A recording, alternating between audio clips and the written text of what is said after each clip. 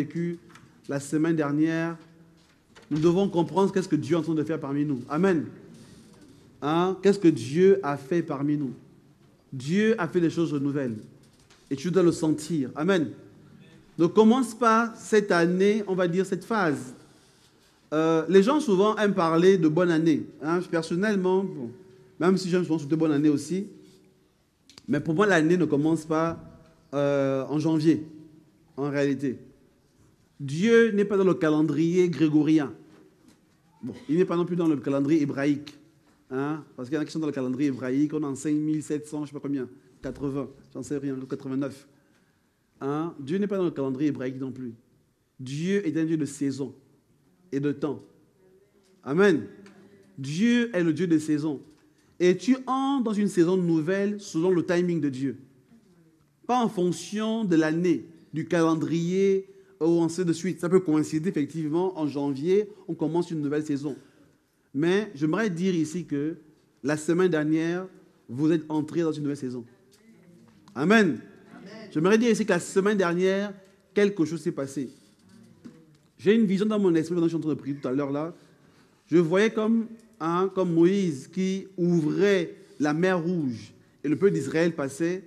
Je veux dans mon esprit comme si, que ce soit l'église ici ou plusieurs personnes ici, vous étiez face à des obstacles, à des difficultés qui vous décourageaient, des choses qui vous donnaient l'impression que vous ne pourrez pas traverser.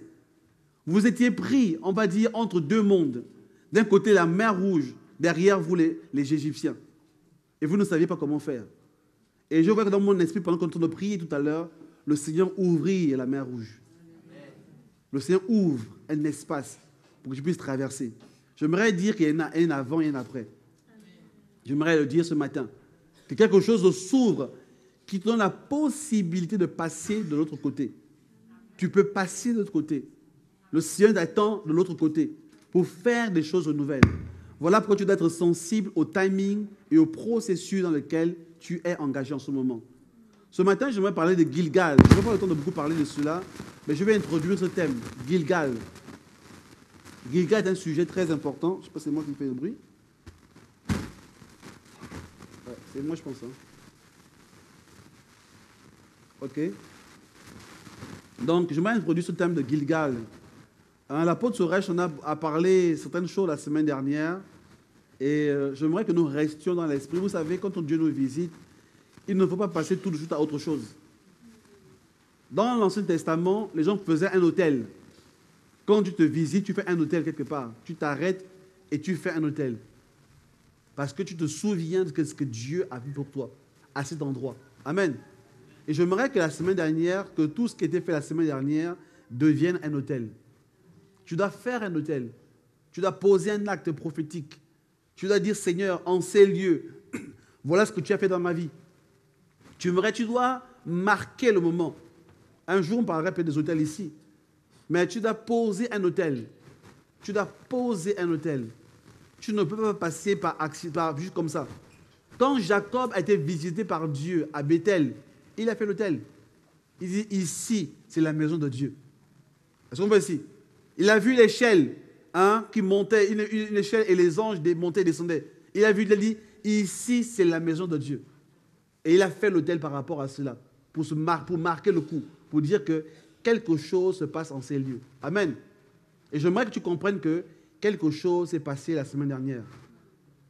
Et c'est dans la dynamique de ce qui s'est passé la semaine dernière que le Seigneur maintenant est en train de dévoiler son projet.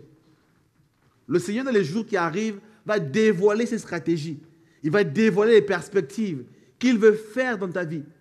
S'il t'a parlé du prophétique la semaine dernière, s'il t'a parlé de la gloire de Dieu, s'il t'a parlé de bâtir l'église, s'il a mentionné certaines notions, c'est parce que quelque chose doit débuter en toi à partir de maintenant.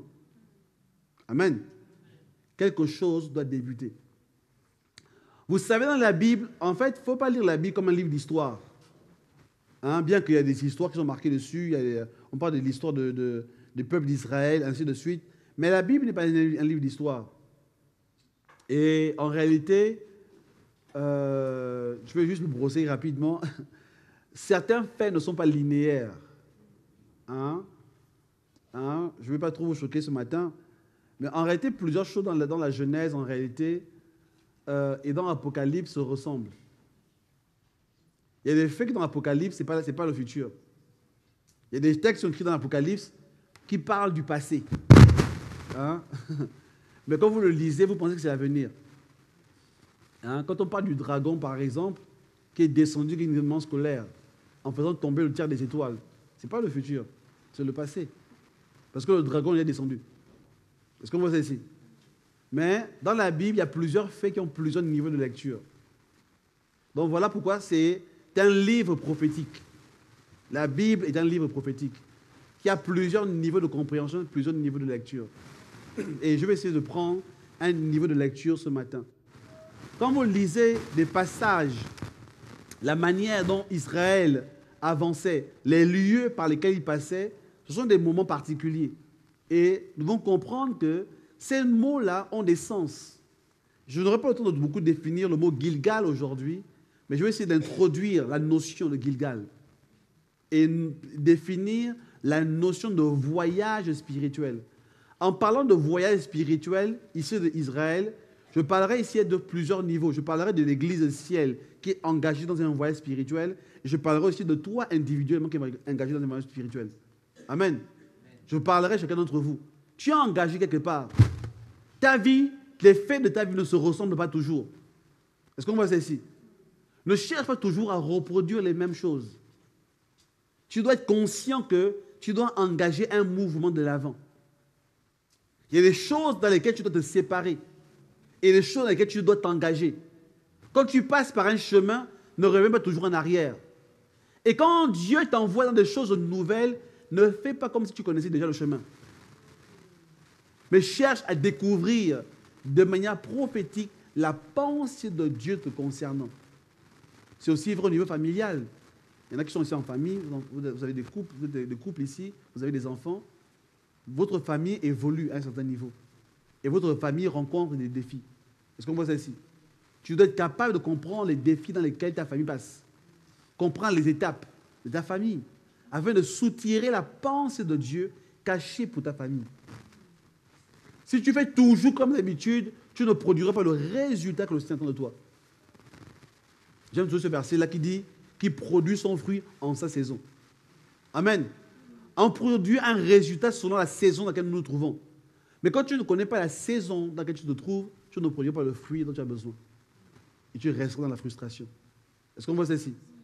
Tu as besoin d'un fruit. Mais le fruit que tu as besoin est lié à la saison dans laquelle tu te trouves. Trouve la saison, tu produiras le fruit. Tu ne comprends pas la saison, tu seras improductif. Et quand tu es improductif, il y a la frustration en toi. Parce que tu ne connais pas la saison. On va lire ensemble Josué chapitre 1. Je vais lire verset 1, verset 4. Josué 1, 1 à 4, qui dit ceci. Après la mort de Moïse, serviteur de l'Éternel,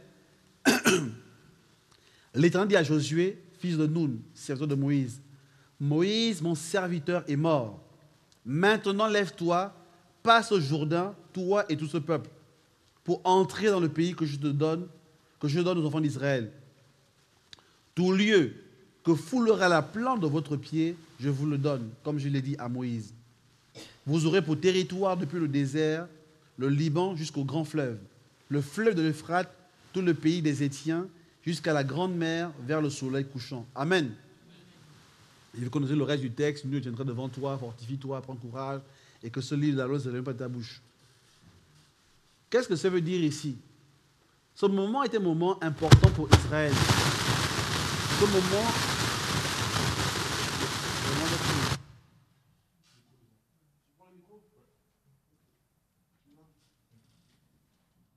Un, deux. Ce moment est un moment important pour Israël. Israël, pendant 40 ans, a été conduit par Moïse. Vous voyez ici? Pendant 40 ans. C'est Moïse qui a défini tout ce qu'Israël est devenu. Est-ce qu'on voit ça? C'est Moïse. Même jusqu'à aujourd'hui, n'est-ce pas? Les Juifs se réfèrent à Moïse, n'est-ce pas? C'est pas Josué. Les Juifs parlent aujourd'hui de la loi de Moïse. Tout est mosaïque. Moïse a posé la base, le fondement dans lequel Israël a toujours fonctionné. pendant 40 ans. C'est toute une génération, n'est-ce pas? Pendant toute une génération, Moïse a défini les paramètres. C'est Moïse qui est allé en Égypte, a affronté Pharaon, a prié pour les 10 plaies, a emmené Dieu à frapper l'Égypte. C'est Moïse qui a eu le courage de rassembler la nation d'Israël, qui était juste des esclaves. Il les a fait d'eux un peuple. Il les a emmenés dans un voyage spirituel. Ils ont enchaîné, ils ont parti par le désert. Ils ont affronté les obstacles. C'est Moïse qui a prié et la manne est tombée du ciel. C'est Moïse qui a prié et la colonne de feu, la colonne de nuée est venue. C'est Moïse qui a prié et la mer Rouge est divisée en deux. Donc Moïse a marqué le mouvement d'Israël. Au point qu'on pouvait se demander, mais est-ce que sans Moïse, ce peuple peut continuer à exister? Est-ce qu'on voit ça ici? On se posait la question, n'est-ce pas? C'est légitime. Personnellement, si moi j'étais israélite, je dirais à Josué, tu es gentil, mais je n'ai pas encore vu comment tu sépares la mer Rouge en deux. Hein? Je n'ai pas encore vu comment tu amènes les 10 plaies en Égypte. Personnellement, hein, c'est moi, peut-être vous aurez la foi. Mais moi, incrédule comme je suis, j'aurais dit non. Est-ce qu'on voit ça ici? Donc, mais maintenant, arrivé à un moment donné dans l'histoire d'Israël, il y a un mouvement que Dieu va produire. Par différents paramètres, dans lesquels on ne va pas revenir aujourd'hui, Moïse va arrêter son voyage. Et Josué va prendre la suite. Est-ce qu'on voit ça? Josué prend la suite. Et le texte de Josué commence ici en disant « Moïse, mon serviteur, est mort. » Amen. J'aimerais que tu comprennes ici qu'il y a une phase de ta vie qui est finie. Il y a une phase. Et tu dois l'accepter. Amen. Il y a des choses dans lesquelles, aussi bonnes qu'elles ont été, aussi puissantes qu'elles ont été, tu ne peux pas avancer si tu ne fais pas le deuil de ton passé. Il y a plusieurs personnes ici qui sont bloquées par leur passé. Parfois, le passé même heureux. Est-ce que vous savez qu'un passé heureux peut te bloquer? Parce que tu n'arrives pas à voir que Dieu peut faire plus que ce que tu as vécu hier. Regarde, beaucoup de personnes sont dans la nostalgie que hier c'était mieux. Hein? Vous l'entendez souvent même à la télévision. Avant, comment on dit ça? Avant c'était mieux. N'est-ce pas? Les personnes d'un certain âge vont dire non, hier c'était mieux. Hier c'était mieux. Parce qu'on est dans la nostalgie du passé. La nostalgie du passé est un blocage, est un frein pour ton avenir. Amen. Sors de la nostalgie de ton passé et observe ce que Dieu est en train de faire aujourd'hui. Si tu veux entrer dans une nouvelle saison spirituelle, tu dois faire le deuil.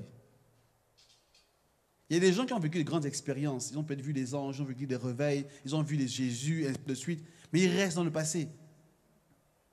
Quelqu'un disait ceci, que quand quelqu'un parle beaucoup de son passé, c'est qu'aujourd'hui il n'est rien. Tu ne me connais pas hier. Tu sais pas ce que je faisais hier. Je priais beaucoup. Hier. Ok, hier tu faisais des choses. Mais aujourd'hui tu fais quoi en fait? Aujourd'hui tu en es où? Quand tu parles trop de ton passé, c'est qu'aujourd'hui là, il n'y a rien. Est-ce qu'on voit ça ici? Il n'y a rien aujourd'hui. Donc il faut faire le deuil. Moïse, mon serviteur, est mort.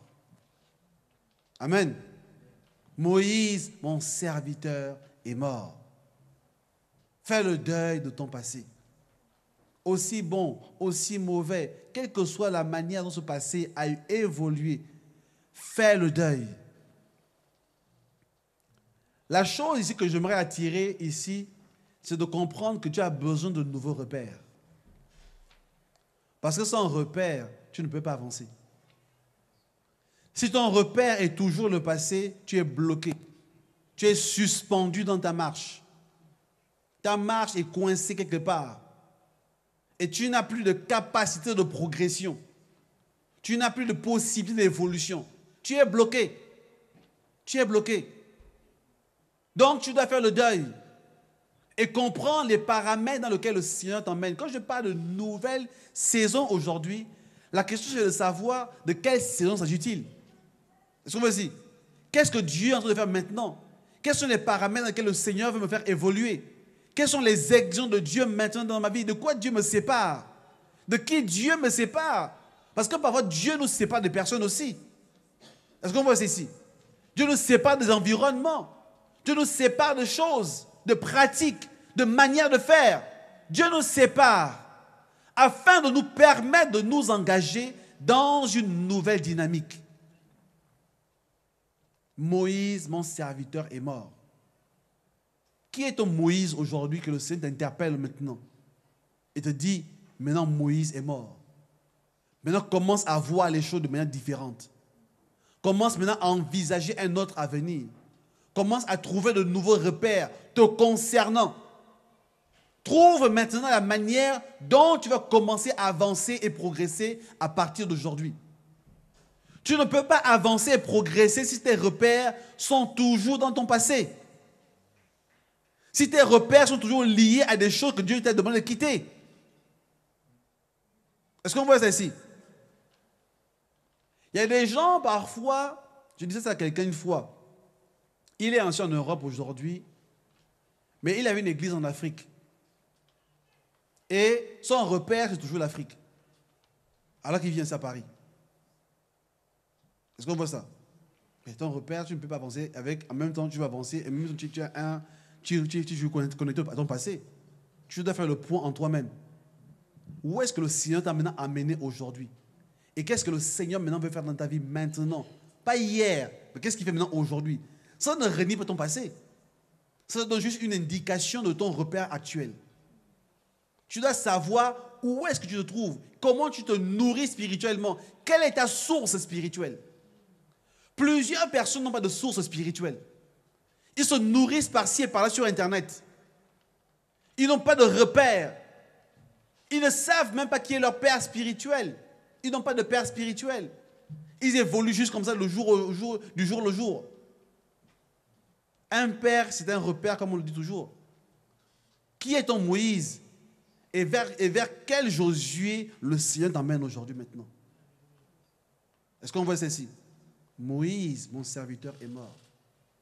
Tu ne pourras jamais ramener Moïse, aussi puissant qu'il a été. Tu ne pourras jamais ressusciter Moïse. Tu dois avoir la capacité de comprendre comment maintenant évoluer avec Josué. Amen. Le Seigneur, dans ce moment dans lequel vous passez, et par la semaine dernière, vous a fait entrer dans un nouvel espace en esprit. Vous savez, une génération est morte dans le désert. C'est la génération qui n'a pas su comprendre la saison dans laquelle il se trouvait. Et Dieu savait que cette génération ne pouvait pas entrer dans la terre promise. Voilà que Dieu les avait tous fait mourir dans le désert en réalité. Tu ne peux pas entrer dans ton héritage si tu n'as pas la capacité d'avoir la flexibilité dans ton cœur. Est-ce qu'on voit ceci? Beaucoup de gens prient pour leurs promesses, les promesses de Dieu, le prophétique. Moi-même, j'aime prophétiser. J'aime le prophétique. Pour ceux qui connaissent un petit peu, voyez un peu nos formations qu'on fait en ce moment. J'aime le prophétique. Mais il faut comprendre que le prophétique obéit des lois. Est-ce qu'on voit ici? La prophétie ne garantit pas l'accomplissement. Mais les conditions dans lesquelles tu te trouves garantissent l'accomplissement. Les paramètres dans lesquels tu es situé garantissent le fait que les paramètres vont s'accomplir. Garantissent le fait que la parole prophétique va se réaliser. Si tu es mal situé, alors les paroles ne se réaliseront pas. La première étape dans ton héritage ici, c'est de comprendre qu'il y a eu un Moïse et un Josué. Amen. Il y a une saison ancienne, une saison à venir. Quelle est ta saison ancienne? Et dans quelle saison le Seigneur te conduit maintenant aujourd'hui? Voilà pourquoi, quand on a fait le séminaire la semaine dernière, la conférence avec l'apôtre Suresh, il y a des choses qui ont été données dans ces enseignements, dans lesquels il faut revenir en réalité. Il ne faut pas être rapide à passer à autre chose. Beaucoup de chrétiens aiment beaucoup les prêches. Je n'aime pas en réalité qu'on fasse beaucoup d'enseignements, comme si en fait on devait faire comment on fait cela, comme un discours qu'on préparait. En réalité, Il faut sortir du sermon. Hein, le sermon. Le dimanche, on prépare un sermon. Un bon sermon avec un verset clé, ainsi de suite. Donc en réalité, parfois, j'avoue que je ne prépare pas toujours tout ce que je viens de dire. Je suis avec vous. Je ne prépare pas toujours tout. Pourquoi? Pas parce que je n'ai pas préparé mes notes. Mais c'est parce que parfois, il faut juste parler. Parce que Dieu a des choses à dire. Est-ce qu'on voit ça ici? Dieu a des choses à dire, à recadrer, à informer, à impulser. C'est juste ça en fait. Je ne suis pas ce matin en train de faire un sermon. Mais je suis en train de donner ici ce que j'appelle une orientation prophétique. Amen. Voilà ce que je suis en train de faire ce matin. Maintenant que chacun le prenne au niveau qu'il veut. Si tu veux le sermon, prends ça comme un sermon. Maintenant, ceux qui veulent une parole prophétique, prends ça comme une parole prophétique. Amen. Donc, ce matin ici, le Seigneur t'emmène dans un nouvel espace. Mais le Seigneur, pour que t'emmènes dans un nouvel espace, commence d'abord par te donner un repère, une boussole, afin de t'orienter. Quand tu t'orientes par rapport à Moïse et que le mouvement de Moïse s'est arrêté, ta marche s'arrêtera aussi. Est-ce qu'on voit ça ici? Et tu n'auras pas la capacité d'entrer dans ton héritage. Tu n'auras pas la capacité d'entrer dans tes promesses te concernant. Tu n'auras pas cette capacité-là. Mais par contre, si tu comprends les paramètres nouveaux dans lesquels le Seigneur est en train de te mettre, tu vas avoir la capacité d'entrer plus facilement dans ton héritage. Pour entrer dans tes promesses, c'est une nouvelle génération qui s'est levée. Avec Josué. Une nouvelle génération s'est levée. Amen. Je vous demande ce matin d'être une nouvelle génération. Je vous demande ce matin d'être des hommes et des femmes nouveaux. D'oublier votre passé. Considérez que Moïse, c'est tout ce que vous avez fait avant la conférence la semaine dernière. Tout ce que vous avez fait. Je dis tout. En bien et en mal. Hein? Je dis tout. Tout ce que vous avez fait. Même les bonnes choses. Hein? Est-ce qu'on voit ceci? Parfois même surtout les bonnes choses. Parce que parfois, la nostalgie des bonnes choses nous maintient dans le passé. Vous savez ça? Parce qu'on veut toujours faire les choses de la même manière. J'ai toujours fait comme ça. J'ai toujours prié comme ça. Mais maintenant, si on change, est-ce que ça te dérange? Pourquoi tout le monde on a commencé par la prière? Parce que c'est pas écrit dans la Bible qu'il faut commencer forcément par l'enseignement. Est-ce qu'on voit ceci? Ce sont nos conventions humaines qui nous demandent de commencer par l'enseignement et finir par la prière. Mais on peut commencer un jour par la prière, par les prophéties, et on finit par la louange. Est-ce qu'on voit ceci? Parce que ce n'est pas interdit dans la Bible. En tout cas, est-ce qu'il y a le verset qui me dit que non, il faut commencer par la louange et puis finir par machin? Je suis intéressé aussi. Hein? Ne me laissez pas ignorant. Je suis intéressé par cela. Mais pour dire que le Saint-Esprit peut faire comme il veut. Parfois, Moïse sont des bonnes choses qu'on a vécues hier, qui nous bloquent. Voilà que quand j'enseigne sur le prophétique, l'une des choses que je dis toujours, c'est de se libérer de tout ce que tu as entendu. Libère ton esprit, afin de créer l'espace à Dieu de te parler. Quand ton esprit, ton cerveau est trop rempli de plusieurs choses, il n'y a pas d'espace pour des choses nouvelles. Même quand Dieu va vouloir te parler, il n'y aura pas l'espace. Il sera trop plein, il sera trop rempli. Trop rempli. Libère ton esprit. Amen. Moïse, ici, c'est un système ancien. Des anciennes habitudes, des anciennes méthodes. Toutes ces choses-là, c'est Moïse pour toi. Pour l'église du ciel, pour toi-même. C'est ça, Moïse. Et le Seigneur dit ce matin, Moïse est mort. Moïse, mon serviteur. Moïse, le système que moi-même j'ai mis en place. Moïse, la manière dont j'ai commencé à diriger l'église. Moïse, la manière dont j'ai commencé à te parler. Il y a des gens, par exemple, quand je fais le prophétique, ils sont là-dessus, qui, eux, n'entendent Dieu que par les songes. Je dis toujours aux gens, libère ton esprit et aussi accepte que Dieu peut te parler autrement que par les songes. C'est quand tu te dis que Dieu ne me parle que par les songes que tu n'auras jamais de vision. Est-ce qu'on voit ça ici? Mais si tu te dis non, Seigneur, parle-moi comme tu veux, tu vas commencer à voir. Tes yeux vont s'ouvrir. Tu vas commencer à entendre. Tu vas commencer à sentir. Tu vas commencer à recevoir de différentes manières. Tu vas le voir. Mais si tu te bloques d'une manière de faire, alors tu ne progresseras jamais. Tu ne progresseras jamais. Tu seras limité dans ta progression. Donc ici, j'aimerais parler ici de comprendre qu'il faut sortir des systèmes anciens pour entrer dans un nouveau système. C'est Dieu qui le fait. Il y a des paradigmes qui évoluent. Rapidement, on va vers le deuxième point. Josué chapitre 2. Versets 1 à 2. Ici, je ne vais pas le lire, vous avez affiché, Josué 2, 1 à 2. Ici, ça parle de Jéricho, ici.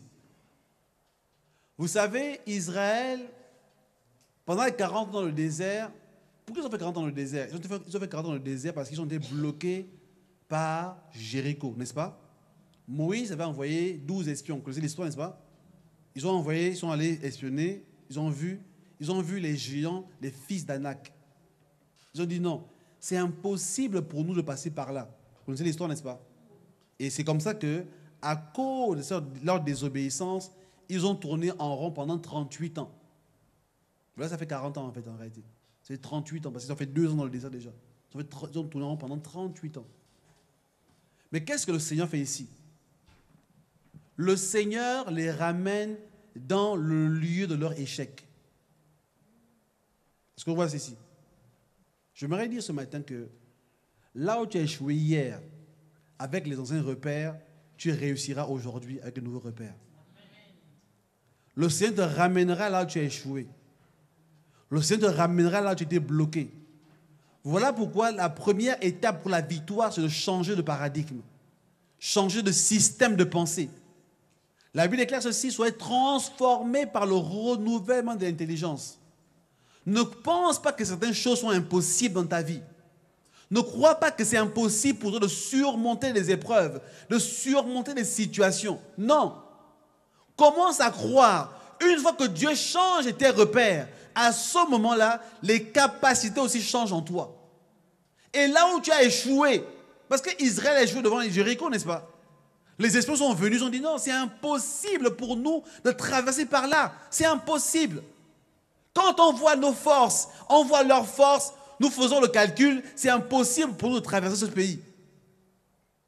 Mais la seule chose qui a changé ici, sont les repères. Est-ce qu'on voit ici? Jéricho, ils sont restés les mêmes arrêtés. Les mêmes géants étaient toujours là. Ils avaient la même force. Et Israël était aussi faible. Est-ce qu'on voit ici? La seule chose qui a changé, c'est le repère. Quand les repères ont changé, alors les stratégies et les possibilités ont aussi évolué. J'aimerais dire aujourd'hui qu'il y a des situations dans lesquelles tu as buté pendant longtemps, pendant 10 ans, pendant 20 ans. Tu as eu du mal à surmonter. Des épreuves, des situations. Dans ta vie spirituelle, tu n'évoluais pas. Tu as l'impression que c'est ton définitif, que c'est fini pour toi. Tu ne peux pas aller au-delà de cela. Est-ce qu'on voit ça ici? Tu as l'impression que tu tournes en rond depuis des années. Tu n'arrives pas à entrer dans ton héritage. On a prophétisé sur toi des choses. Tu vois les choses de loin. Mais ce que tu vois de loin, tu as du mal à t'en approcher. Est-ce qu'on voit ça ici? Il y a plusieurs personnes qui sont frustrées dans leur cœur. Parce qu'ils ressentent des choses qu'ils n'arrivent pas à expérimenter. Et ils sont persuadés qu'ils n'arriveront jamais. Mais le Seigneur dit ceci ce matin. Là où tu es bloqué, tu as toujours été bloqué jusqu'à aujourd'hui. Parce que tes repères ont changé. Tu vas traverser. Ton Jéricho va tomber. Tu vas recevoir la stratégie qu'il faut pour faire tomber Jéricho. Hier, tu ne l'avais pas, parce que le système n'était pas le bon. Maintenant, aujourd'hui, les paramètres nouveaux sont mis en place pour te permettre d'évoluer. Voilà pourquoi j'aimerais que tu comprennes ce matin ceci. Que quelque chose, un portail est ouvert en esprit pour toi. Il y a un espace qui est ouvert pour toi en esprit, qui te permet d'aller plus loin que tu n'as jamais été. Tu peux aller le plus loin possible, mais seulement tu dois le croire. Et j'aimerais dire encore, tu dois le voir. Que tes yeux s'ouvrent maintenant dans les nouvelles réalités dans lesquelles le Seigneur t'emmène. Que tes yeux s'ouvrent maintenant. Que tes yeux s'ouvrent. Que tu voies la délivrance qui est devant toi. Que tu le vois. Parce que le diable affecte toujours notre vue. Notre capacité de voir en esprit. Il nous rend aveugles. Il nous donne l'impression, c'est ce qui est arrivé au peuple d'Israël, les 12 espions. Ils sont venus, ils étaient aveugles de la puissance de Dieu face aux géants de fils d'Anak. Quand ils sont venus, ils ont vu la puissance de l'ennemi. Comme plusieurs personnes ici. Tu ne parles que tes problèmes. Tu ne vois que la puissance du diable. La puissance des difficultés. Je suis petit, je suis une sauterelle. Mais ces difficultés sont des géants fils d'Anak. Et moi, à côté de ces difficultés-là, je ne suis rien. Je ne peux pas surmonter. Je ne peux pas avancer. Je ne peux pas traverser. Parce que c'est trop grand pour moi. C'est trop fort. C'est impossible d'avancer. Est-ce qu'on voit ça ici? Donc tes yeux sont ouverts sur quoi? La puissance de l'ennemi. Tes yeux sont ouverts. Voilà pourquoi personnellement, je n'aime pas trop l'environnement où on parle du diable tous les jours. Du diable. Il habite à tel endroit. Voilà son chien, son portail comme ça. Quand c'est ce endroit, n'est-ce pas? Hein? On vénère tellement le diable que tu dis, mais en fait, finalement, mais Dieu là, c'est chaud, hein? Dieu là, il ne va pas réussir. Non, parfois, on vénère le diable, sa puissance. Il est fort, il est puissant. Tu ne connais pas ma soeur. Quand tu dis, waouh, Dieu n'arrivera pas. Non, Dieu n'arrivera pas. Mais je vois que ce matin, que nos yeux s'ouvrent sur la puissance de Dieu. Que nos yeux s'ouvrent. C'est ce que Josué et Caleb ont essayé de faire comprendre aux autres, en fait. Ils ont essayé de faire comprendre aux autres que oui, nous ne nions pas la taille des géants fils d'Anak. Est-ce qu'on voit ici? Nous ne disons pas qu'ils ne font pas 3 mètres. On ne dit pas qu'ils font 1,50 m. Nous ne nions pas. Mais nous croyons, nous savons une chose, c'est que aussi puissants qu'ils sont, Dieu est plus puissant que ces personnes-là. Parce que Josué et Caleb, leurs yeux étaient ouverts sur la puissance de Dieu. Tes yeux ce matin sont ouverts sur quoi? Vers quoi tes yeux sont-ils ouverts? Sont-ils ouverts seulement sur tes difficultés, tes obstacles, ton incapacité à traverser des choses? Parce que quand tes yeux sont ouverts sur la puissance de l'ennemi, tu ne recevras jamais la capacité, la stratégie de Dieu pour traverser Jéricho. Parce qu'on ne travaille pas Jéricho avec la force humaine. On traverse Jéricho par la puissance du Saint-Esprit. Qui révèle, comme Dieu le disait à Zorobabel, ce n'est ni par la force, ni par l'intelligence. Parce que de ton intelligence, tu n'arriveras pas à trouver. Par tes stratégies humaines, tu ne comprendras pas qu'est-ce que tu dois faire. Mais quand tu apprends à te laisser conduire par le Saint-Esprit, j'aimerais vous dire une chose. Il y a beaucoup de personnes qui disent souvent, non, on me bloque dans mon ministère, dans mon appel. J'aimerais dire ceci. Rien ne peut te bloquer. Rien ne peut te bloquer. Personne ne peut te bloquer. Quand tu te laisses conduire par le Saint-Esprit, tu avanceras, tu monteras. Tu accompliras les desseins de Dieu pour toi. Le problème de beaucoup de personnes, c'est qu'ils ne se laissent pas abandonner entre le Saint-Esprit. C'est le problème de beaucoup de personnes. Personne n'a un obstacle pour toi. Personne, aucune situation, aucune épreuve. Si seulement tu ne vis pas ceci, si je n'ai pas ce problème, si seulement si. Mais vous pensez que Dieu n'est pas au courant de ces choses-là? Parce que Dieu n'est pas au courant. Dieu est au courant des difficultés que tu rencontres. Mais c'est Dieu qui le permet. Dieu laisse faire. Parce qu'il veut que tu surmontes. Apocalypse dit ceci, à celui qui vaincra, je donnerai. Toi, tu veux obtenir sans vaincre. Ce ne sont pas les principes de la parole de Dieu. Tu dois apprendre à vaincre. Moïse a vaincu sa situation. Il a dit à Dieu, Seigneur, je ne sais pas parler. Mais il a dû vaincre son bégaiement. Jérémie a vaincu sa jeunesse. Il dit, Seigneur, je suis trop jeune, je suis un enfant. Il a vaincu sa situation de jeune. Et qui d'autre encore? Gédéon a vaincu sa situation de pauvre et misérable qu'il était. Il a vaincu cela. Chaque personne que Dieu a utilisée a dû vaincre quelque chose. Les choses que tu traverses aujourd'hui sont juste des marchepieds vers ton élévation. Si ces marchepieds ne sont pas devant toi, tu ne seras jamais élevé. Tu n'arriveras jamais là où Dieu t'attend. Est-ce qu'on comprend ici? Il faut que ces situations soient là pour que la gloire revienne à Dieu. Voilà que Jésus a dit ceci à quelqu'un. Cet homme n'est pas aveugle parce qu'il a péché. Mais il est aveugle pour que la gloire de Dieu se manifeste. La gloire de Dieu doit se manifester dans ta vie. Elle doit se manifester. D'où les difficultés que tu traverses aujourd'hui. D'où les obstacles. D'où les situations, les problèmes que tu vis. Elles sont juste là pour te permettre d'expérimenter la gloire de Dieu. Laisse la gloire de Dieu s'exprimer. Surmonte les difficultés. Surmonte les obstacles. Amen. Surmonte chaque chose que tu vis là maintenant. Surmonte-les. Surmonte-les. Et tu verras comment Dieu va agir dans ta vie. Amen. Rapidement, Josué chapitre 5. On va lire rapidement Josué chapitre 5. Dans la marche, je résume vraiment cet enseignement et une autre fois je reviendrai. Josué chapitre 5. Après avoir traversé la mer Rouge, le Jourdain plutôt, après avoir traversé le Jourdain, ils sont arrivés dans un nouvel espace. On dit ceci, l'Éternel dit à Josué, aujourd'hui, j'ai roulé au-dessus de vous l'opprobre de l'Égypte. Et ce lieu fut appelé du nom de Gilgal jusqu'à ce jour. En fait, le processus que je vais simplement vous montrer aujourd'hui, c'est que la finalité de ce processus était de le conduire à Gilgal. Gilgal est un lieu important dans la marche du peuple d'Israël.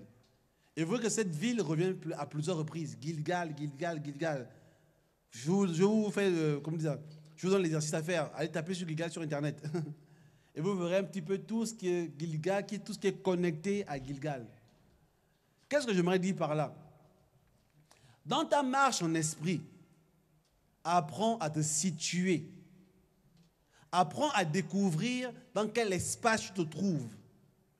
Parce que selon les lieux dans lesquels tu te trouves en esprit, il y a des réalités spirituelles qui sont, on veut dire, activées. Chaque position spirituelle active des réalités différentes. Chaque position spirituelle. Quand l'apôtre Sourèche parlait ici de sanctification, de purification, il faut comprendre qu'est-ce que ça demande ici. Gilgal ici est un lieu de sanctification. Avant d'arriver à Gilgal, Israël est passé par Josué 3, verset 1 à 5. Dieu leur dit ceci, Josué 3, 1 à 5. Dieu leur dit ceci que ce lieu, avant de traverser, sanctifiez-vous, car le Seigneur demeure, le Seigneur fera de grandes choses parmi vous. Est-ce que vous voyez? Sanctifiez-vous. Gilgal est un lieu dans lequel on se sanctifie, on se purifie, on prend des décisions, on s'ajuste, on règle sa vie. Dans la nouvelle phase dans laquelle le Seigneur t'amène aujourd'hui, tu dois prendre des décisions. La sanctification, c'est quoi? Ce n'est pas juste abandonner le péché. Ça, c'est la décision basique. La sanctification, c'est de se séparer. C'est éloigner. Est-ce qu'on voit ici? Éloigne-toi de tout ce qui ne te permet pas d'accomplir la volonté de Dieu. Amen. Éloigne-toi de toute pratique. Ce n'est pas que le péché, la fornication, l'adultère. Il n'y a pas que ça. Ça en fait partie. Mais le problème, c'est que dans l'église, on parle tellement de fornication, d'adultère, que les péchés de l'église, on ne les voit pas. Il y a des gens qui ne sont pas dans la fornication, l'adultère, mais qui sont dans le péché. Est-ce qu'on voit ici? Parce que le fait de ne pas comprendre la volonté de Dieu, c'est un péché, vous savez ça. Le fait de ne pas se consacrer, de ne pas prier, de ne pas faire ce que Dieu attend de toi, c'est un péché. La Bible déclare aussi que celui qui sait faire du bien et qui ne le fait pas, pêche contre Dieu. Vous sortez des péchés visibles. Parce qu'il y a beaucoup de personnes souvent qui sont remplies d'orgueil. Hein? Parfois, beaucoup de personnes, sous couvert que oui, il n'est pas de la fornication, il est rempli d'orgueil. Et il pense qu'il est mieux. Mais j'aimerais dire ce matin qu'il n'y a pas de petit péché devant Dieu. Il n'y a pas de petit péché. Il n'y a pas de grand péché non plus. L'adultère est aussi terrible que l'orgueil. Et vice-versa. Le mensonge est aussi terrible que l'adultère, que la fornication. Parce que souvent, pour la parenthèse, beaucoup d'adultes vont un peu parler aux jeunes. Oui, vous les jeunes, attention. Oui, vous les jeunes, vous les jeunes. Mais toi-même, tu es dans la médisance. Et tu penses que c'est moins pire. Est-ce qu'on voit ceci? La médisance est aussi pire que la fornication. Dans l'échelle devant Dieu, c'est pareil. Si David, le roi David, était pasteur d'une église aujourd'hui ici en France, beaucoup n'iraient pas dans son église. Vous savez ça? Parce que David, c'était un fornicateur. Il a tué le mari de quelqu'un. C'est pas vrai. Il a fait meurtre avec préméditation. N'est-ce pas? Il a fomenté un coup. Franchement, c'est le pire péché que j'ai vu dans la Bible. Mais Saül, c'est un gars bien. Hein? Excusez-moi. Hein? Saül, c'est un gars bien. Marié d'une seule femme. Jamais adultère ni fornicateur.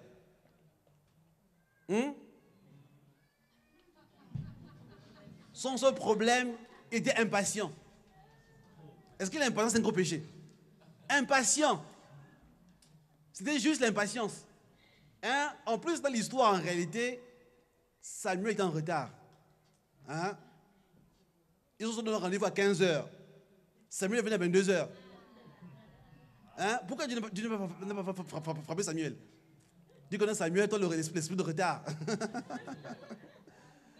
Hein? C'est Saül, il a dit non. Les gens commencent à dire, ah, toi aussi Saül, comment, je dois rentrer à la maison, hein, le prophète est en retard, fais un sacrifice rapide, puis on rentre à la maison. Il dit, ok, bon, comme il est en retard, bon, je me permets, je sacrifie, tac, tac, tac. Il dit, ah, Dieu, oui, ton impatience, voilà, je te rejette. Quand même, David meurt avec préméditation. Au tribunal, ça coûte cher. Je sais pas s'il y a des avocats ici, là. Hein? Ça coûte cher, non? Si tu prends perpète. Tu prends perpète, c'est fini, tu ne sors plus. Mais apparemment, c'est l'homme sur le cœur de Dieu. C'est que Dieu a une manière de voir les choses, n'est-ce pas? Dieu ne voit pas les choses comme nous. Donc faites attention aux péchés visibles. Amen. Parfois nous jugeons les personnes parce que nous voyons. Alors que Dieu ne juge pas parce qu'il voit, mais Dieu juge selon le cœur des personnes. Quelqu'un peut faire des erreurs, mais Dieu voit que la personne est correcte. Quelqu'un d'autre peut paraître correct, mais Dieu voit que la personne a un mauvais cœur. Voilà pourquoi nous devons apprendre à voir les choses selon les paramètres de Dieu. Voilà pourquoi Gilgal, la sanctification de Gilgal n'est pas une sanctification juste extérieure. Dieu vient chercher les motivations des cœurs. Dieu vient changer les perspectives de chaque personne. Amener une véritable purification. On ne va pas le lire, mais notez dans Josué 5, à partir du verset 1 à 5. On dit qu'à Gilgal, Josué a circoncis le peuple. La circoncision, c'est une purification des cœurs, des motivations. C'est de t'attacher réellement, d'enlever tout ce qui est lourd en toi, tout ce qui est désagréable à Dieu. Vous savez, à cause du manque de circoncision, Dieu a failli tuer Moïse. Parce que Moïse avait oublié de circoncire son fils. À cause de cela, Dieu a voulu le tuer. Pour dire que Dieu tient compte des choses cachées. Amen.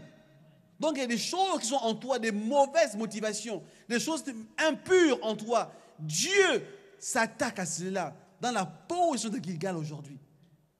Voilà la purification que Dieu veut faire aujourd'hui dans ta vie. Dieu veut amener une purification totale. Enlever tout élément étranger à sa nature. Tout ce qui est contraire à sa volonté. Afin de te rendre correct devant lui. Te rendre agréable.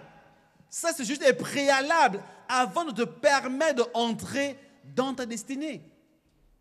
Gilgal est un lieu de changement, de transformation.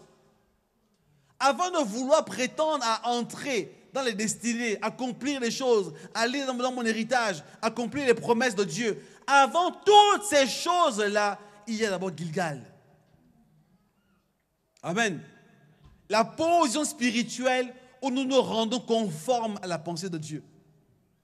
Rends-toi conforme à la pensée de Dieu maintenant. Ajuste ta vie. Comprends les paramètres dans lesquels le Seigneur t'emmène aujourd'hui. Comprends les choses que Dieu veut bâtir maintenant en toi. Et aligne-toi à la pensée de Dieu et non pas à ta pensée personnelle. Aligne-toi à la pensée de Dieu. Aligne-toi à la pensée de Dieu. Et ainsi, tu vas commencer la marche maintenant vers ta terre promise. Parce que Gilgal était la première étape en fait.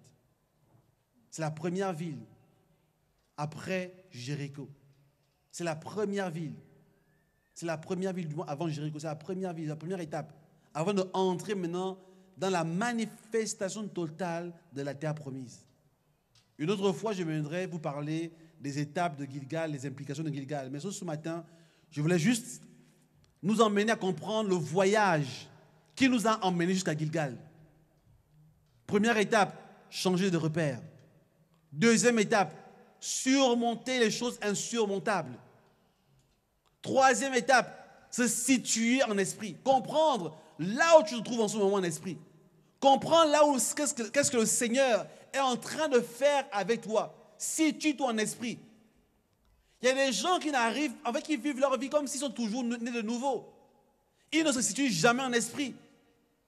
Ils ne savent pas à quelle étape de leur processus ils se trouvent. Tu dois pouvoir te situer en esprit. Même la nature nous enseigne. Quand on prend le lait pour enfants, il y a premier âge, deuxième âge et troisième âge, n'est-ce pas? Pour les parents ici, là. Pourquoi? Parce qu'on ne peut pas donner à un enfant un lait qui n'est pas approprié. Est-ce qu'on voit ici? Un nouveau-né, tu peux lui donner un steak haché. Même si tu aimes l'hamburger. Mais permet à l'enfant de prendre juste le lait. Parce que son système digestif n'est pas adapté. Est-ce qu'on voit ici? De la même manière aussi, un adulte ne peut pas manger que du lait.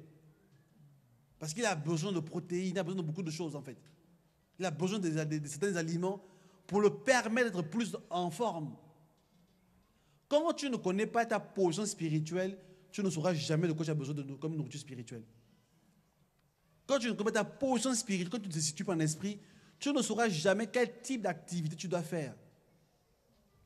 Il y a des gens, pendant que le Seigneur l'attend à s'engager totalement, ils ne s'engagent pas. Parce qu'ils pensent que pour lui, ce n'est pas le temps. Voilà pourquoi tu es en retard dans certaines choses. Parce que tu n'es pas au rendez-vous divin. Dieu veut faire les choses avec toi, mais toi, tu n'es pas là où le Seigneur t'attend. Parfois, il y a des personnes qui veulent que le Seigneur les utilise tout de suite, mais ne comprennent pas que pour que le Seigneur t'utilise, tu dois passer par un chemin. Tu dois faire certaines choses avant. Mais toi, tu refuses de passer par le processus. Tu veux juste arriver à la fin. Voilà pourquoi tu ne seras jamais utilisé par le Seigneur. Pas parce qu'il ne veut pas, mais parce que tu n'as jamais emprunté le processus. Emprunte les étapes qui t'emmèneront vers la finalité. Amen. Apprends à te situer en esprit. À quelle dimension en esprit tu te trouves aujourd'hui? À quel niveau tu te trouves en ce moment? Arrête de regarder tes besoins personnels. C'est l'une des choses aujourd'hui qui bloque l'Église. C'est que nous sommes trop limités sur nos besoins. Trop situés sur ce que moi j'ai besoin. Je veux me marier, je veux des enfants, je veux l'argent, je veux la promotion au boulot. Mais tu n'arrives pas à comprendre qu'est-ce que le Seigneur, lui, veut faire en ce moment dans ta vie. Où te trouves-tu en ce moment en esprit? Est-ce que tu es là où Dieu t'attend réellement? Est-ce que tu es situé dans l'environnement dans lequel le Seigneur veut te voir? Ou tu es à un autre endroit? Voilà pourquoi il faut se situer. Quand nous faisons un programme, comme le programme qu'on a fait la semaine dernière, Le but en réalité, c'est de changer la position spirituelle de l'Église. Et la position spirituelle de l'Église, c'est chacun d'entre nous. Amen. Dieu ne parle pas pour rester dans le vide. Regardez Genèse 1. À chaque fois que Dieu a parlé, Dieu a déclaré une nouvelle phase. Est-ce qu'on voit ici? Dieu ne parle pas pour faire le bruit. Dieu parle pour annoncer des choses nouvelles. N'est-ce pas? Au commencement, la terre était informe et vide, remplie de ténèbres. On dit, et Dieu dit que la lumière soit. Et la lumière fut. Il y eut un soir et matin, ce fut le premier jour. Après une parole de Dieu, une phase s'annonce. Après une déclaration de Dieu, quelque chose de nouveau commence. La parole de Dieu ne retourne jamais à Dieu sans accomplir la raison pour laquelle elle a été envoyée. Quand une parole de Dieu est envoyée, c'est pour introduire une personne, une église, une famille dans une nouvelle dimension spirituelle. Dieu ne parle pas dans le vide. Dieu nous introduit. Voilà pourquoi Dieu ne parle pas toujours. Personnellement, je fais attention aux gens qui disent que Dieu ne parle pas tous les matins. Je fais attention à ces personnes-là. Parce que Dieu ne parle pas tous les jours, mais leur vie ne change jamais. Parce qu'à quel moment Dieu te parle, il t'introduit dans des choses nouvelles. Il t'a parlé ce matin, il t'a parlé à midi, il t'a parlé que ce soir. Mais entre-temps, tu es de pire en pire. C'est là où je me pose la question, est-ce que c'est vraiment Dieu qui te parle? Parce que quand Dieu parle, amen, quand Dieu parle, mais c'est dans la Bible. Vous voyez que la Bible déclare ceci. Ces choses ont été écrites afin de nous servir d'exemple. Si la terre qui était inerte a été changée par la parole de Dieu, pourquoi toi tu ne changeras pas? La terre était informe et vide, détruite. Dieu a parlé. Josué ne savait pas quoi faire. Dieu lui a dit, fortifie-toi et prends courage. Et Josué a conquis Canaan. Amen. Quand Dieu a parlé des hommes, Dieu a parlé à Noé. Noé a bâti l'arche. Quelle parole de Dieu as-tu reçue pour que tu restes au même endroit? Quelle parole as-tu entendue pour que le changement ne soit pas activé à l'intérieur de toi? Quelle parole as-tu entendue? Tous ceux qui ont entendu Dieu ont bougé, ont changé.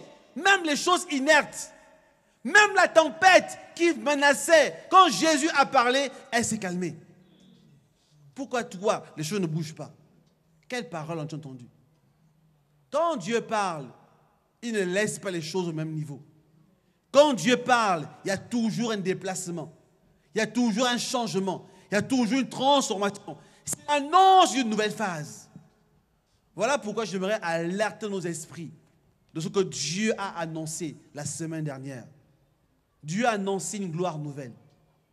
Dieu a annoncé une nouvelle phase de construction. Dieu a annoncé une dimension prophétique nouvelle qui vient dans l'Église. Dieu a annoncé des choses nouvelles qui vont venir dans ta vie. Cette parole de Dieu ne doit pas rester inerte. Tu dois la saisir maintenant. Ne cherche pas autre chose. Cherche à comprendre ce que Dieu a dit hier. Ne cherche pas de nouvelles révélations. Ne cours pas derrière les prophéties. Cherche à saisir les intentions de Dieu. Parce que si ton cœur s'ouvre à cette parole produira à l'intérieur de toi. Si l'Église ciel reçoit cette parole, l'Église ciel produira, deviendra ce que cette parole a dit.